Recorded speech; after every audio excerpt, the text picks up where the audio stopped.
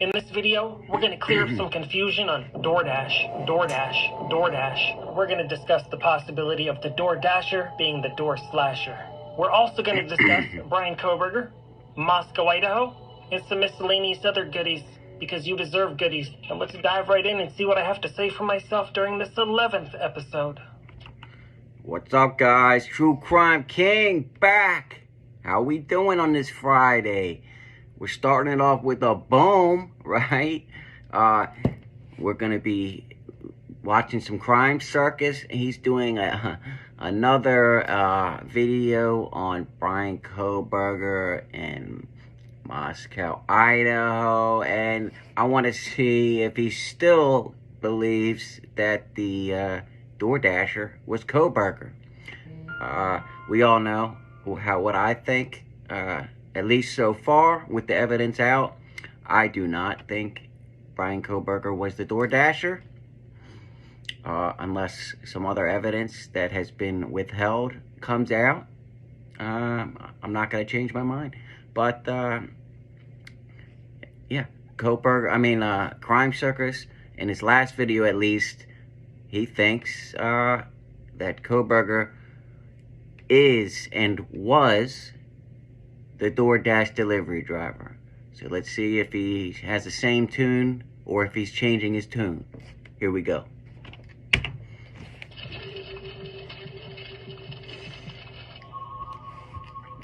Good evening, ladies and gentlemen, and welcome to Crime Circus. My name is Drip Drop, and I'll be your host as always.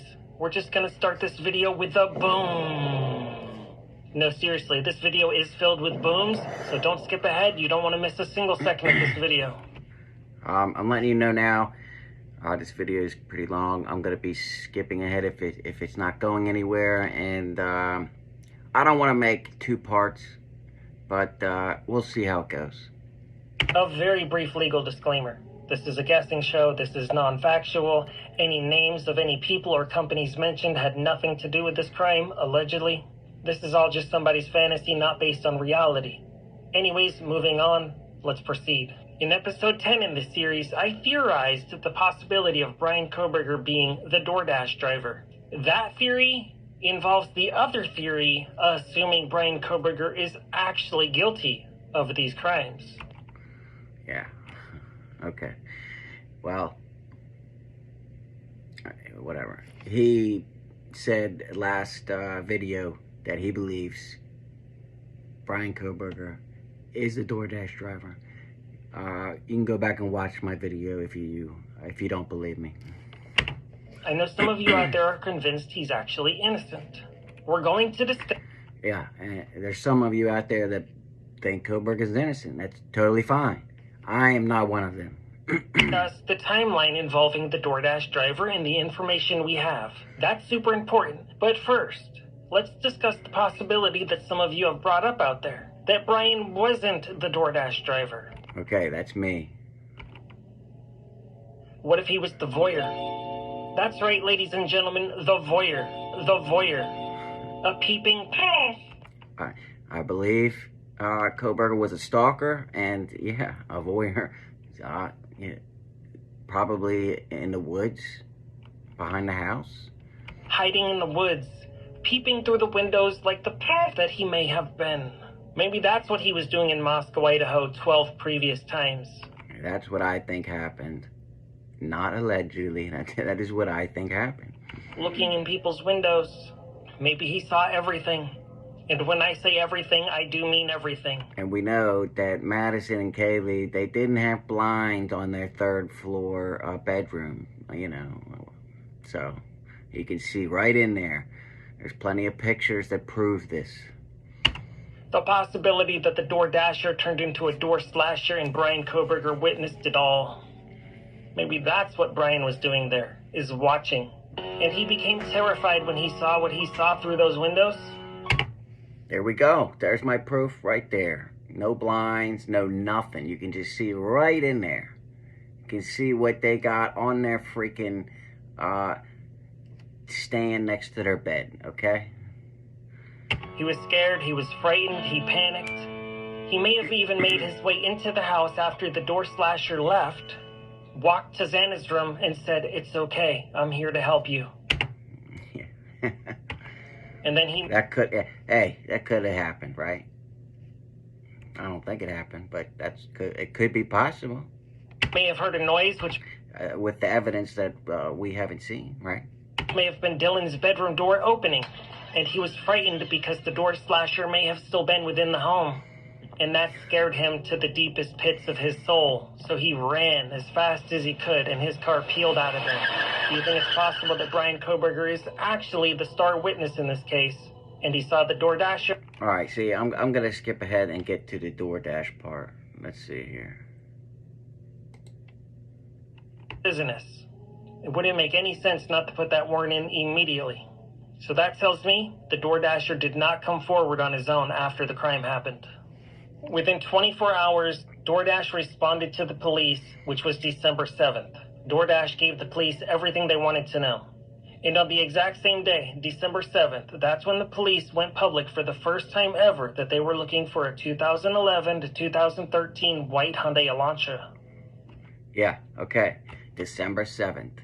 And remember, Kohberger was not on the radar, the police radar, until right before Christmas time, so around the 23rd of December. But they were looking for an Elantra on December 7th. That's no coincidence, ladies and gentlemen. That's an important clue, an important piece of the puzzle. The next date on our ultra-important timeline is December 13th. So between December 7th and December 13th, that's important. According to the arrest affidavit, the police did speak with the DoorDash driver. Assuming Brian Kohberger or Brent Kopaka is the DoorDash driver, I think it's highly... Okay, well, he threw in Brent Kopaka there. I've covered every single video that Crime Circus has done on this case. And I've never heard him talk about Brent Kopaka being the DoorDash driver until this second.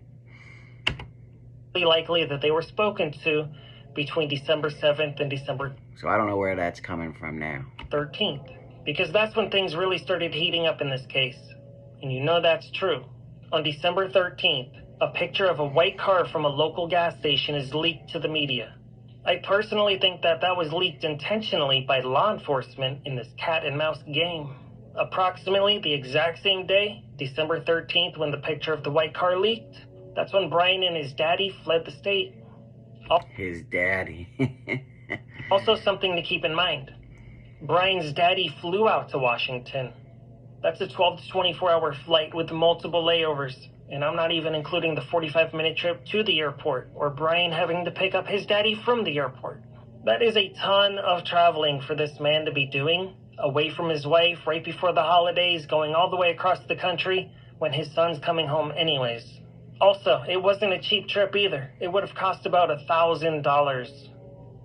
That's right, 1,000. I'm assuming that's per person, so it would have cost $2,000 for both of them to fly. $10, ladies and gentlemen. Which makes me think maybe the note in Brian's bedroom said, "Dear Dad, thanks for spending $1,000 on the plane ticket. I'll pay you back if I get away with this." Moving along with this ultra-important timeline, December 15th. I bet most of you out there already know this, but it's important, it's part of the timeline. December 15th. Brian and his daddy were pulled over twice, 10 minutes apart, just outside Indianapolis, Indiana. They were supposedly just looking for Thai food. And when Brian's daddy mentioned that they were heading to Pennsylvania, you all saw the look on Brian Kohberger's face. They didn't want the police to know about that. On their own, they started talking about Brent Kopaka's situation with the SWAT team. But they did not mention the Moscow, Idaho situation, which was a much bigger news story in the area. No tickets were issued, no insurance or registration was... Okay, so right there, that proves law enforcement probably knew about Kohberger by December 15th, but they didn't put anything out publicly. I'll tell you, I know that. Was asked for and no IDs were run. It was an advanced cat and mouse game, and the cat always catches the mouse. And there were dozens of FBI agents, tons of law enforcement, and a whole lot of great minds behind the scenes playing these psychological games on Brian Kohberger. From December 15th and on, there's about a 2-week gap in this time frame. We really don't know what Brian Kohberger was up to, what he was doing, or what law enforcement was doing behind the scenes. What we do know, Brian Kohberger had gloves on. Brian Kohberger was going to the grocery store. All right, he's not talking about Kohberger and the DoorDash driver, which is what I'm watching this video for, so hold on. Online sleuths had speculated that there was a DoorDash driver because of the Jack-in-the-Box bag that's on the counter in the kitchen. There's only 2 restaurants open at that hour in that area, Jack-in-the-Box and Taco Bell. They both do deliveries until 4 a.m. I've received a lot of comments regarding the arrest affidavit stating Brian's cell phone was turned off, so he couldn't have been doing DoorDash delivery. Well, ladies and gentlemen, it's quite simple. If he was doing DoorDash delivery, he quite simply had a second phone, a burner phone. Okay, this is starting to get ridiculous. He wasn't the DoorDash driver, but I want to see where he's going with this. I see second phones and burner phones used all the time in these criminal cases. It happened in the Dan Markel case. It happened in the Mark Sievers case. So on and so forth. It happens so many times. Yes. In other cases, plenty of other things happened, but not in this case. Also, it's a good possibility that somebody was with him. Maybe Brent Kopaka or somebody else. Okay, see, this is the first video that he's ever suggested that. So I don't. Go watch his video before this. He was talking totally different about. He was saying Kohberger was the DoorDash driver, and he wasn't talking about any burner phones or anything like this. I'm just guessing, and I'm just wondering, and I'm just asking questions. But yeah, but my problem is you can't just keep changing the story to fit your narrative, right?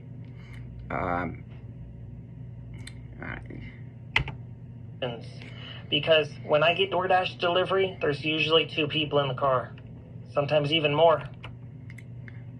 I don't know. Maybe that's where he's at. Where I'm at, it's usually just 1 person. Let me know in the comments when you get DoorDash. Is it 2 people? Why would they pay 2 people to ride in 1 car? That seems like a total waste of money to me, right? There's usually 1 person, at least where I live. Let me know how many people ride in the DoorDash car where you guys live. I'll look at my app, I'll see who the person is and what kind of car they're supposed to be in, and it'll be a different gender and a different vehicle. I'll be expecting some guy to show up. And I'm not gonna explain my reasons because they're in my previous video, so you can go watch that to see if you want to see all my reasons for why I think Kohberger was not the DoorDash driver. And then a beautiful woman shows up on my front door.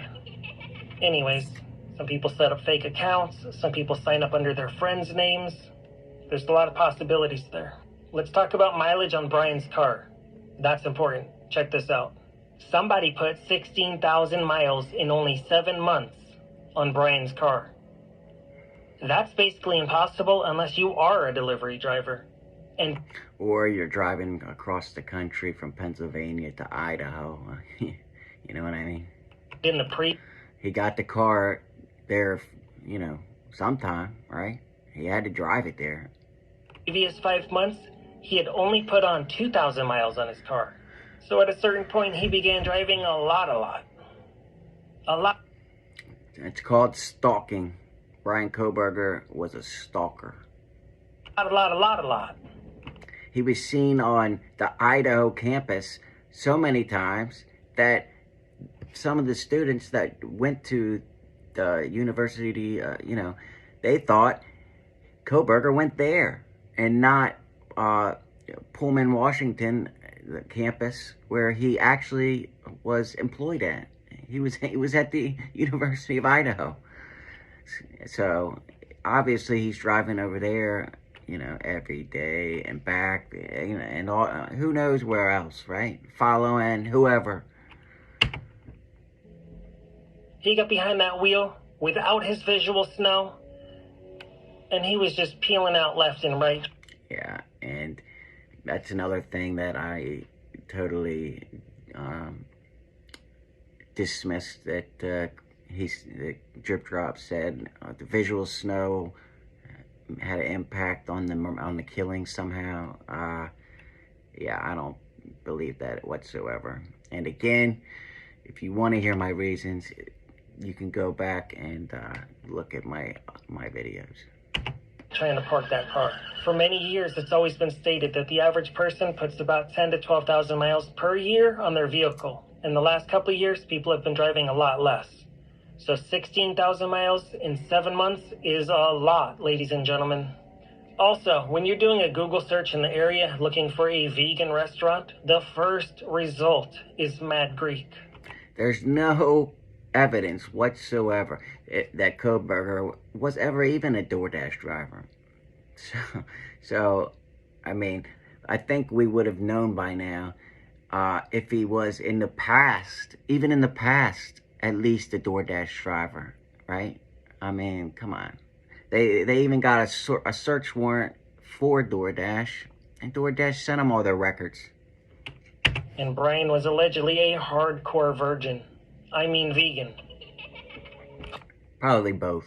Police also did a search warrant on Venmo, and DoorDash accepts Venmo. And according to the arrest affidavit... Yeah, but they did a search warrant on basically everything and anything, right? Xana received... That was on his phone. ...the DoorDash order. It doesn't say she ordered the DoorDash delivery order. Also of interest in this investigation, you can gift a DoorDash order. So whoever receives the order doesn't mean they ordered the order. Correct. You can gift it, but for somebody, you have to actually be a DoorDash delivery driver to get the order on your phone, right? Then you have to go to the restaurant and actually get the order, which you would be on camera at the restaurant picking up the order, okay? Because all the restaurants have cameras. So if Kohberger was the DoorDash driver, here's another thing, he would be on camera picking up the order that he needed to deliver to the King Road house, right? Right? Am I wrong? If I'm wrong, put in the comments why. But if I'm right, hit that like button for me. And the search warrant wasn't for Xana's phone for DoorDash. It was for the residents at 1122 King Road. The police want to know all the deliveries that happened in the year 2022. From January all the way up until when the crime happened. Why do you think they want to know that? Obviously, this DoorDasher maybe, might, allegedly could have had something to do with this crime. I don't think so.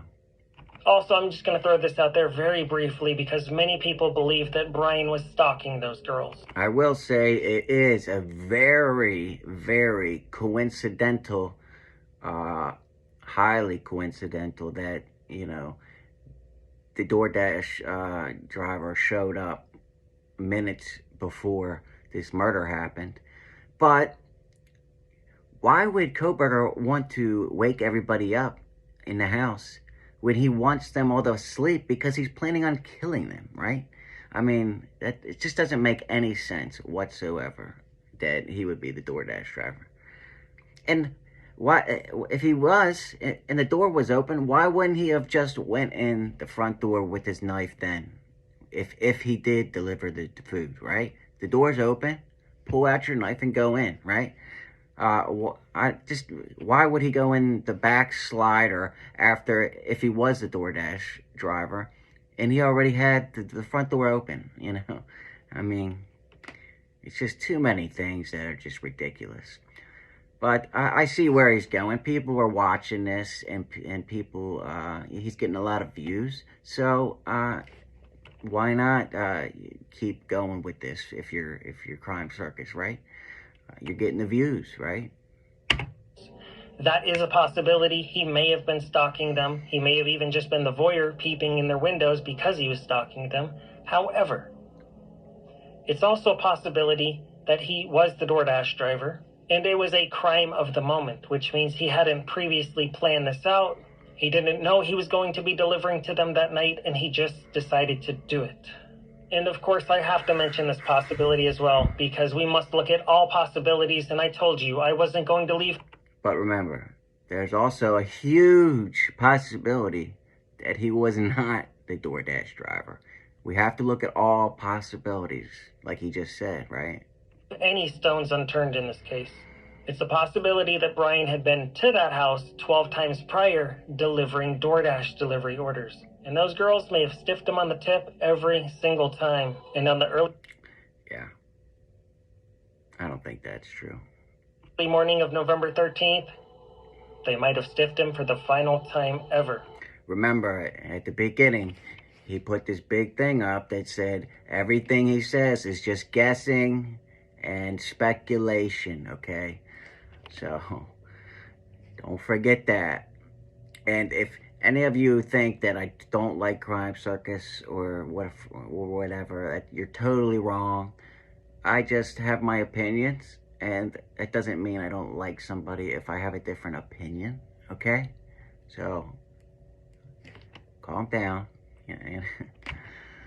He might have just snapped, because if you don't tip the delivery driver, some of them may get super angry. Angry enough to pass you away forever. Seriously, this is not a joke. Anyways, this really is a tough case to solve because it seems like everybody in the Moscow-Pullman area drives white Hyundai Elantras in big white trucks. And you know what they say about people that drive big trucks. What do they say? Put it in the comments. They have big... They have little weenies because they're compensating? Now I'm going to put this animation on the screen and we're going to have a brief discussion about this. So a lot of you out there don't believe that Brian Kohberger is actually the DoorDash Me. Here we go. driver. And that's okay, because he may not be. Check this out. Is it possible that Brian was in his white Hyundai Elantra and the DoorDash delivery guy was also in a white Elantra?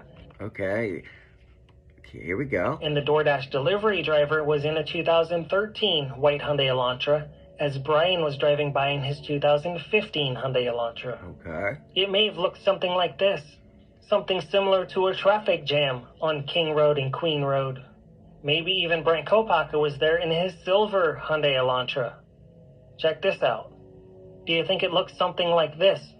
This is what you call a bird's eye view, ladies and gentlemen. This is what it may have looked like if all those vehicles were there. But that's purely just speculation.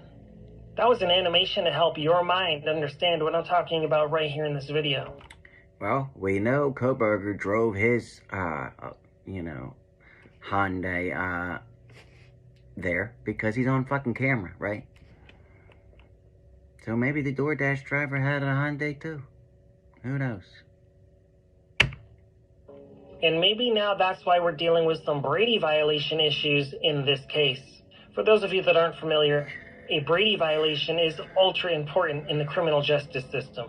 What that means is somebody attempted to withhold information that may be exculpatory to the defendant. That's right. That means they're holding back information that could get the defendant off and prove him innocent.